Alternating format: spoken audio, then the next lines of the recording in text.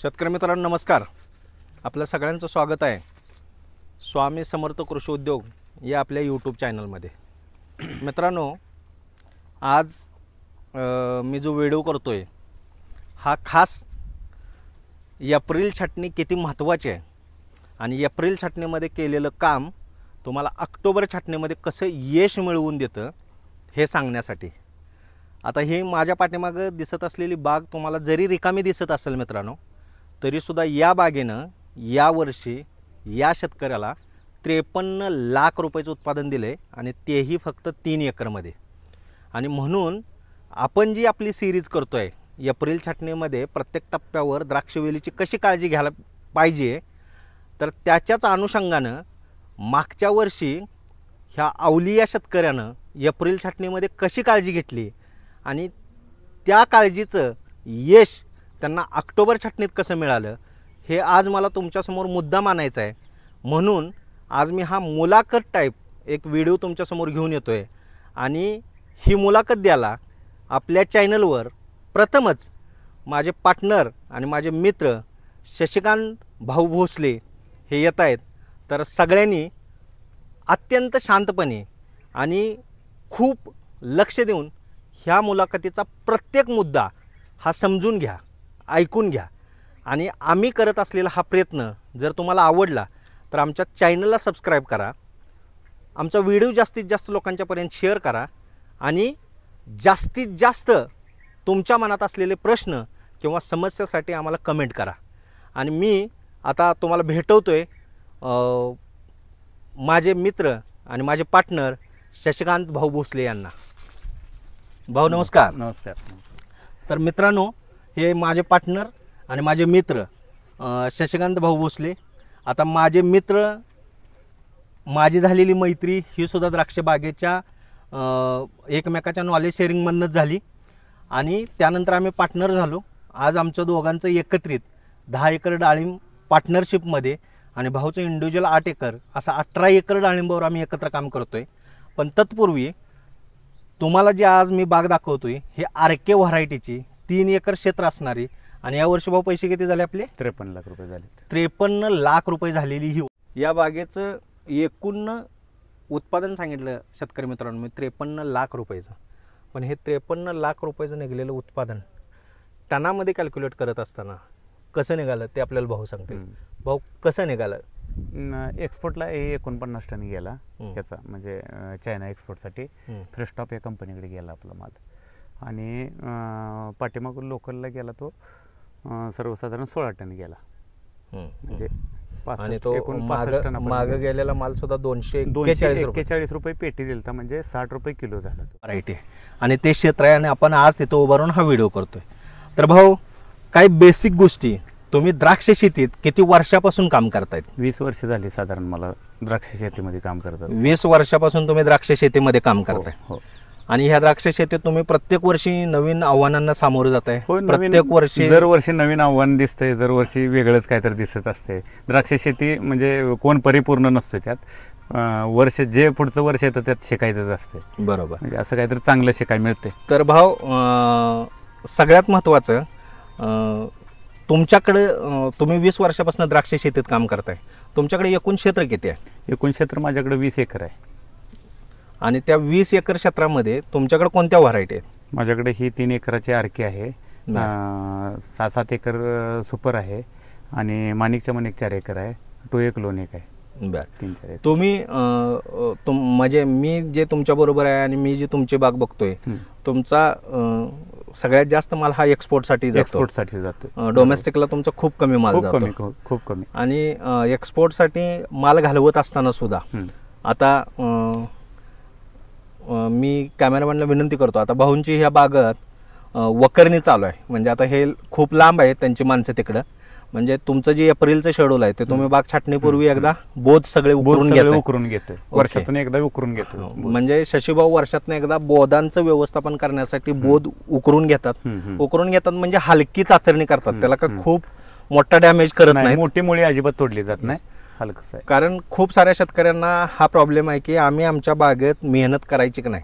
तर मित्रांनो, तुम्ही तुमच्या बागेत मेहनत करू शकताय, पण मेहनत जर करायची असेल तर तुम्हाला छाटणीसाठी 20 दिवस थांबायला पाहिजे. आणि तुम्ही जर इन्स्टंटमध्ये काम करणार असाल तर तुम्ही हलकी मुळी तोडून हलकी चाचरणी घेऊन तुम्ही बागाचं रानाची मशागत करायला पाहिजे.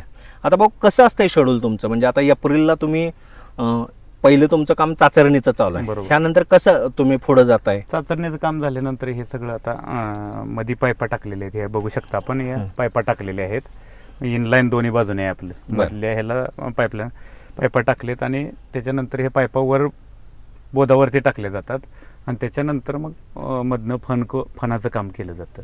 आत्ताच्या छाटणीला तुम्ही बेसल खताचा डोस देता का? देतो, सुपर फॉस्फेट देतोय आपण, एकरी 400 किलो सुपर फॉस्फेट देतोय, शेणखतासोबत देतोय.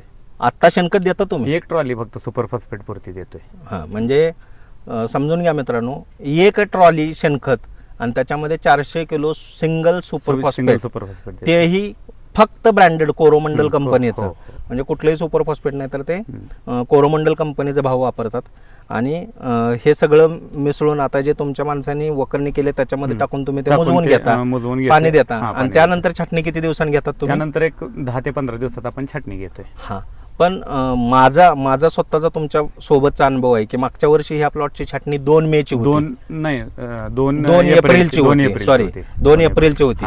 आणि आज आपण आता हा व्हिडिओ करतोय 5 एप्रिलला, आज तुमची वकरणी चालू आहे आणि हिथनं परत तुम्ही 10 दिवस थांबा. 10 दिवस म्हणजे काय झालंय, आपण जी ऑक्टोबर छाटणी होती ती 22 ऑक्टोबरला घेतल्या, त्यामुळे थोडस आपण पाठीमागे गेलोय, सीझन आपला पाठीमागे गेलाय, त्यामुळं एक 10 दिवसांना आपण लेट होतोय.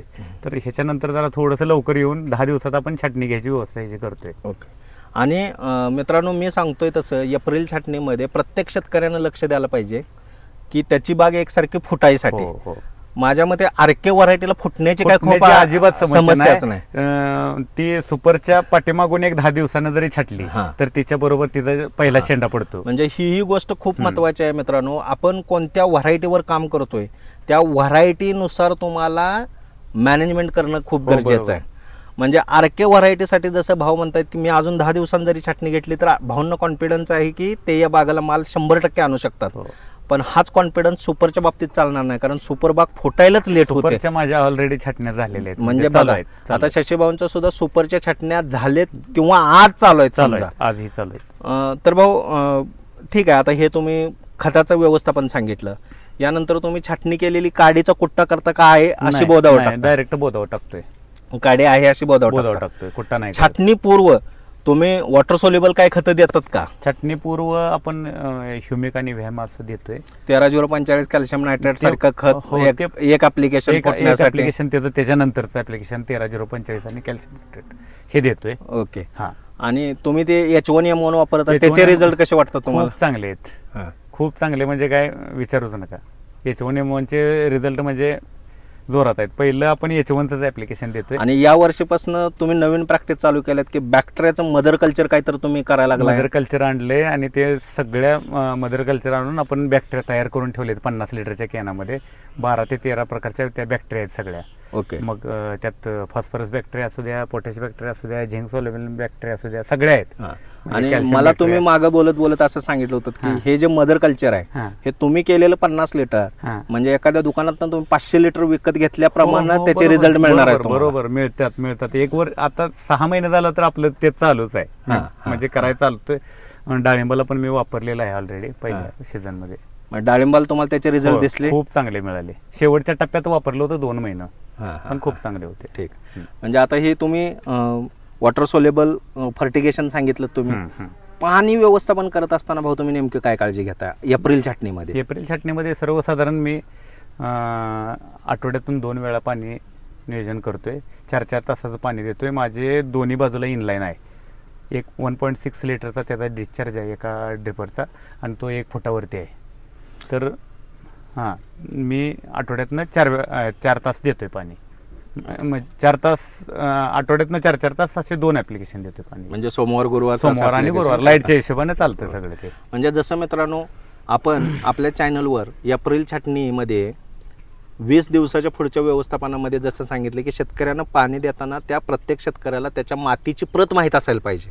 आणि पाण्याचा विषय हा मातीच्या प्रतीशी रिलेटेड आहे. म्हणजे मातीची वॉटर होल्डिंग कॅपॅसिटी किती आहे हे समजून घेऊन पाणी व्यवस्थापन गरजेचं आहे. बरोबर. म्हणजे शशी भाऊ जसं पाणी देत आहेत तसं विशाल पाटील देऊन चालणार, कारण विशाल पाटील जसं देत आहेत तसं आमचे कॅमेरामॅन सचिन पाटील देऊन चालणार. हो बरोबर. कारण कसं आहे, माझे मातीची प्रतवारी तर एकदम हलकी आहे, हलक्या प्रतीची माती आहे, त्यामुळे मला आठवड्यातून 2 वेळा चांगली ऍप्लिकेशन 4-4 तासाची द्यावं लागतं. बरोबर. शिवाय भाऊचं इनलाईन आहे, आणि इनलाईनला भाऊने जसं सांगितलं तुमचं 1 फुटाला 1.6 लिटर, 1 फुटाला 1.6 लिटरचा डिस्चार्ज असणारी त्यांची लाईन, आणि झाडाच्या दोन्ही बाजूला म्हणजे त्यांचं रनिंग फूट आणि त्यांचं पाणी पडणारी ठिकाण जर आपण काढली तर हा खूप वेगळा विषय आहे. म्हणजे याच्यावर एक व्हिडिओ करता येईल आपल्याला, आणि आपण नक्की तो करूया. बरं भाऊ, आता हे पाणी व्यवस्थापन झालं. तुम्ही ज्यावेळी बाग छाटता तर बाग फुटण्यासाठी अशी विशेष आरकेआय व्हरायटी म्हणून तुम्हाला काय काम करायला लागत नाही? काम करायला लागत नाही, पण सुपर मध्ये नक्कीच काम नक्की लागतंय करायला. आता आपण ह्या ज्या आरके व्हरायटीच्या एवढं तुम्ही प्रेमात आहे, कारण ह्या व्हरायटीने तुम्हाला समृद्धी केली, मी स्वतः बघतो. बरोबर. म्हणजे तुमची काय म्हणते आर्थिक परिस्थिती जर सगळ्यात चांगली, सगळ्यात जास्त कोणी सुधारवली असेल तर ती ह्या व्हरायटीने सुधारवली. म्हणजे 1 वर्ष मला आठवतं एका कंपनीच्या चुकीच्या औषधानं याच्यावर स्कॉर्चिंग आलं होतं, तरी सुद्धा आपण त्या कंपनीकडनं नुकसान भरपाई घेतलीच, पण त्याच्याशिवाय तो माल घालवून पण तुम्हाला चांगले पैसे झाले. बरोबर. तर ठीक आहे. ह्या सगळ्या गोष्टीचा विचार करता आता परत तुम्ही एकदा आणि आरके ग्राफ्ट केली का? म्हणजे तुम्ही आरकेच्याच काय एवढं प्रेमात आहे? नाही, ती एक्सपोर्ट साठी चांगली चालायला लागली, चायनासाठी त्याचं चांगलं एक्सपोर्ट होते, आणि त्याचा माल पण चांगला बनतोय. त्याची लांबी सर्वसाधारण मला 40 ते 45 सेंटीमीटर एमएमची मिळते, आणि जाडी त्याची 16 ते 17 mm प्लस मिळते. आणि एक समान त्याची फुगवण, एक समान लांबी, ह्या त्या व्हरायटीची कॅरेक्टर खूप चांगलं आहे. त्यामुळे मला ती आरके व्हरायटी आवडायला लागल्या.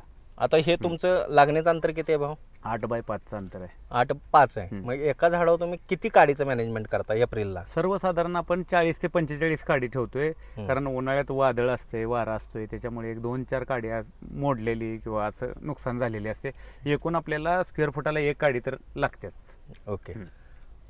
पण स्क्वेअर फीटाला 1 काडी ही छाटणीला मिळायला पाहिजे. छाटणीला मिळते म्हणून सांगतो 45 काडी. बऱ्याच वेळेला काय होतं की 40 आपल्या बागेत कामाला येणारा मजूर हा द्राक्ष बागायतदाराला अक्कल शिकवतो, आणि तो पहिल्यांदाच सांगतो की साहेब एवढ्या काड्या चालत नाही, ह्या खूप झाल्या काड्या, इकडे 1 4 ठेवा, इकडे 1 4 ठेवा, बाद झाल्या काडी जास्त पाहिजे. तर शेतकरी मित्रांनो, या वर्षी आपण द्राक्षाची काडी एप्रिल मध्ये तयार करत असताना कधीही कामगाराचं ऐकायचं नाही.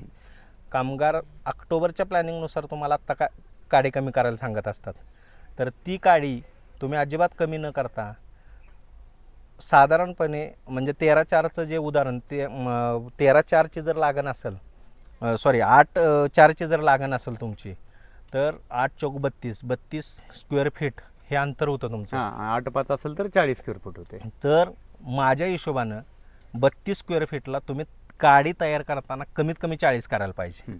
म्हणजे तुमचं मोडणं, फेल जाणं, ह्या गोष्टी समजून तुम्हाला तुमच्या झाडावर जसा पाहिजे तसा प्रॉपर माल येईल. भाऊ, ही काडी जी तयार करतात तुम्ही, हे सपकेन करता की काडी सरळ ठेवता? सपकेन करतोय. 100% सपकेन करतोय. प्रत्येक 5व्या डोळ्यावरती आपण पहिला त्याचा शेंडा मारतो, आणि पहिल्या दिवसापासून तुम्ही काडीचा पोत चांगला मिळेल याची काळजी घ्या. होय, काळजी घेतोय. म्हणजे काडीचा पोत चांगला असेल तरच भविष्यातला घड चांगला, आणि वजन लेवल, कॅल्शियमचे लेवल, सगळ्या म्हणजे खताचे न्यूट्रिशन चांगलं ठेवावं लागतं त्यासाठी. ओके. आणि याच्यामध्ये भाऊ, ही जी एप्रिलची काडी तयार करता, हे पहिला शेंडा तुम्ही 5 पानावर मारता. त्याच्या पुढे किती पानाची काडी तयार करता? 10 ते 11 पानं पुढे. याच्या पुढे 10 ते 11 पानाची काडी तयार करता. आणि ऑक्टोबर छाटणीमध्ये तुम्ही कशी बाग छाटता, कशी म्हणजे किती डोळ्यावर छाटता बाग? 3च डोळ्यावर छाटतोय. म्हणजे सपकिनच्या पुढे 3 डोळे. Tiger bird +3. म्हणजे मित्रांनो बघा, जसं भाऊने सांगितलं की ह्यांचं 8x5 असं अंतर आहे. एका झाडावर 40 काडी असते. 40 काडीवरच्या 4 डोळ्यांना जरी भाऊनी पेस्ट लावली तर 160 डोळ्यांसाठी पेस्ट लावली जाते. 75% म्हणजे 75% फुटण्याचा रेशो जरी पकडला तरी भाऊला एका वेळी ह्या झाडावर 100 ते 125 घड मिळतात. आणि हे मिळतात कारण मी माझ्या आत्ता बोलतोय ह्याच्या या वाक्यासाठी एक क्लिप खाली जोडतो. भाऊचं ज्यावेळी थिनिंग चालू असते त्यावेळी भाऊ चिमटे लावून घड ठेवून घडाचं सिलेक्शन करून माल खाली काढून टाकत असतात, आणि ते कसा टाकतात याचा एक व्हिडिओ भाऊनी मला दिलाय, तो मी इथं जोडतो. अजून एक आरकेच्या बाबतीत काडीचं सांगायचं झालं तर ज्या वेळेला आपला त्याचा खोडा येतो समोरचा त्यावेळेला तो डायरेक्ट मोडून चालत नाही समोरून. त्याला 1-2 पानं ठेवायला लागते. ते पहिल्या 2 जे डोळे असतात त्याचे 2 पानं कमीत कमी त्याला ठेवायला लागतात, नाही तर त्याचे जे डोळे आहेत पाठीमागचे सगळे बस्ट होतात. आरकेच्या व्हरायटीच्या बाबतीत ही सगळ्यात महत्वाची गोष्ट. आता ही एक समस्या आपल्याला, आपण जसं पुढे जाईल तसे या समस्या येतच राहतात आणि या आलेल्या समस्येनुसार आपल्याला वेळोवेळी आपल्याला व्हिडिओ करायचेच आहेत. आपण ठरवले की प्रत्येक आठवड्याला व्हिडिओ करायचा आहे. त्या हिशोबानं आज आपण आपल्या चॅनलवर मी सोडून आज पहिल्यांदा बोलले असतील तर ते शशीभाऊ आहेत. शशीभाऊ म्हणजे माझे पार्टनर, माझे मित्र आणि खूप आमचं एकमेकाबरोबर बॉन्डिंग आहे. आम्ही खूप गोष्टी शेअर करतो. प्रत्येक गोष्ट एकमेकाला विचारल्याशिवाय करत नाही, सांगितल्याशिवाय आम्हाला राहवत नाही. म्हणजे एखादी नवीन गोष्ट त्यांनी केली तर ते मला सांगतात, मी केली तर मी त्यांना सांगतो. अशा हिशोबातनं आमचं हे चालू आहे. तर भाऊ खूप खूप धन्यवाद. आता तुम्ही ज्या व्हरायटीवर काम करताय ही व्हरायटी एवढी अवघड आहे काम करण्यासाठी की ह्या व्हरायटीमध्ये मी खूप चांगल्या शेतकऱ्यांना ओळखतो की त्यांना ही व्हरायटी सक्सेस करता आली नाही. बरोबर. भल्या भल्या शेतकऱ्यांनी ह्या व्हरायटीमध्ये हात टेकलेत भाऊ. बरोबर. आणि तुम्ही ह्या व्हरायटीमध्ये मी बघतोय तेव्हापासून तर एक्स्ट्रीम सक्सेस आहे. हे सक्सेस तुम्हाला पहिल्या दिवसापासून आहे असंच आहे का हो? नाही, पहिलं वर्ष मला जरा थोडी अडचण आलती. माझ्या बागेला माल खूप कमी आलता. म्हणजे आरकेला फक्त कमी आलता. बाकीच्या सुपरला वगैरे याच्या बरोबर जी लागण केलेली होती सुपर आणि माणिकच्या म्हणून त्याला माल चांगला आलता, पण आरकेला कमी आलता. मग त्याच्यानंतर मी जास्त आरके बागेवर फोकस करायला चालू केलं की आरकेला काहीतरी वेगळं करावं लागेल. आणि त्या पद्धतीनं मग मी सगळ्या गोष्टी करत गेलो आणि त्यातनं मी सक्सेस होत गेलो. ओके, खूप खूप छान. आणि आपल्या चॅनलच्या सर्व शेतकऱ्यांना सांगतो आज शशीभाऊचा वाढदिवस पण आहे.